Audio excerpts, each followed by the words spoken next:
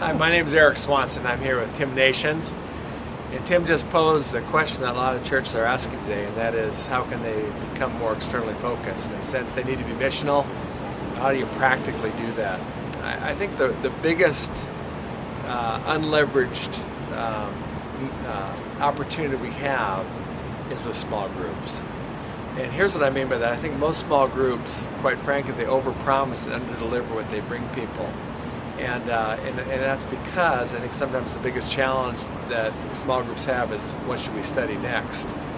And yet there's a new way of thinking about small groups. Let me just plant this thought in your mind. What if every small group that you had, and apart from studying the Bible and praying for one another and having the kind of community that we all enjoy, had a missional focus? That is, rather than a meeting every week or every other week, say every 4 to 6 times a meet, instead of meeting, you can't add extra activities to our life, but instead of meeting, take that 2 to 3 hour blocks and do something in ministry towards someone else.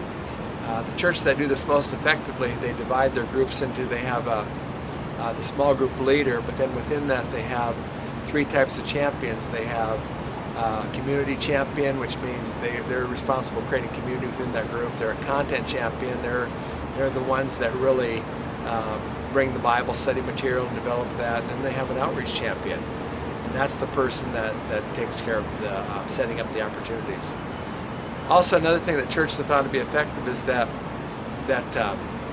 you don't commit to something for the rest of your life, but say for 1 year we'll commit to working with this homeless shelter, or working with single moms, or particularly a single mom, or a mentoring thing. And again, it doesn't have to be the same 3 hour block. It might be exchanging a Tuesday night 3 hours for a Saturday morning 3 hours.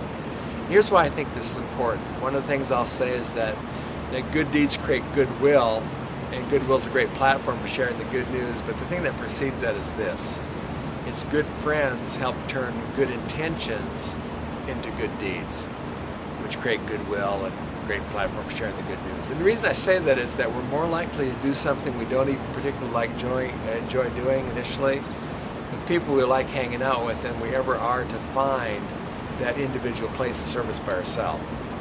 Oftentimes when I speak in a church, I'll ask people if they'll at this question on spiritual gifts, if after taking a spiritual gift test you went out and found your place of service, raise your hand. I've never had anyone raise their hand before.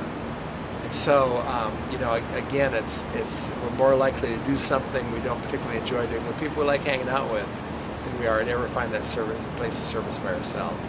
And so I encourage you, that going forward, it's as you kind of think of as you enter into year 2011 or the month of October, November, whatever, but saying, that here at our church, if we're in a small group, every one of our small groups is missional. That's your connection to the needs of the world outside of us.